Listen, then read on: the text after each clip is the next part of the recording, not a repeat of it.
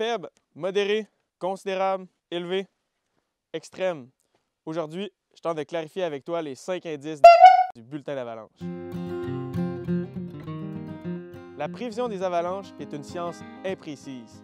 On ne peut prédire avec exactitude qu'une avalanche sera déclenchée ou non. On parle plutôt de probabilité de déclenchement et les prévisionnistes appliqueront un indice de risque en conséquence.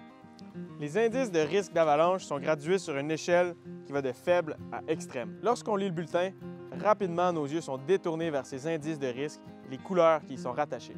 Dans les chic-chocs, vous remarquerez que la plupart du temps, l'indice de risque oscille entre faible et considérable. L'indice élevé ou extrême n'est utilisé que lorsque des conditions exceptionnelles sont réunies et que le risque d'avalanche est grandement accru. Les déplacements en montagne ou en terrain avalancheux sont alors fortement non recommandés, voire carrément proscrits. Je m'attarderai donc sur les 3 principaux indices de risque que tu risques de retrouver lors de ta prochaine visite dans les chic-chocs. Ensemble, on va démystifier la différence entre faible, modéré et considérable. Sur le terrain, une des questions qui nous est posée le plus souvent, c'est la suivante. Hey, salut! J'ai vu que c'était modéré dans le bulletin aujourd'hui. Ça veut-tu dire qu'on est correct? Pas exactement. Les gens ont tendance à associer un indice modéré à un indice de 2 sur 5, donc plutôt sécuritaire. Mais c'est pas tout à fait comme ça qu'il faut le voir. Un indice modéré suggère que le danger est accru sur des reliefs de terrain précis, que des avalanches naturelles sont improbables, mais que celles déclenchées par des skieurs sont possibles.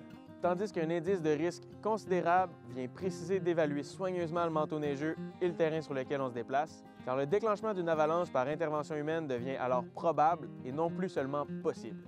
OK, mais probable, possible, ça veut dire la même affaire, non? Il y a quand même une bonne nuance. Je t'explique ça.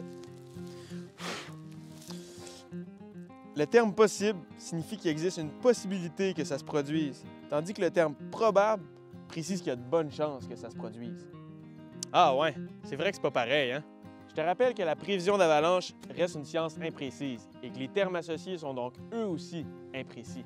Ah ok, ouais, je comprends la différence entre modéré et considérable. Mais quand c'est faible, c'est sûr que c'est sans danger, non? Encore là, faible veut pas dire qu'il n'y a aucun risque. Bien que ceux-ci soient moins importants, il peut quand même avoir des avalanches dans des terrains extrêmes ou dans des endroits isolés. Tu sais, quand la lumière est verte en voiture, tu fais quand même un balayage visuel avant de traverser, tu t'assures que l'intersection est libre. C'est la même chose avec un indice de risque faible en montagne. Tu peux pas y aller les yeux fermés en te disant qu'il va rien arriver. Ah, ok, ouais, je comprends mieux, là. Mais moi, quand c'est jaune en voiture, j'accélère pour être sûr de passer. Ouais, c'est peut-être pas l'attitude à adopter en montagne quand l'indice de risque est modéré. Prends le temps d'analyser les reliefs de terrain problématiques qui ont été identifiés dans le bulletin. Les pentes raides, les convexités. Ça vaut peut-être la peine de les éviter.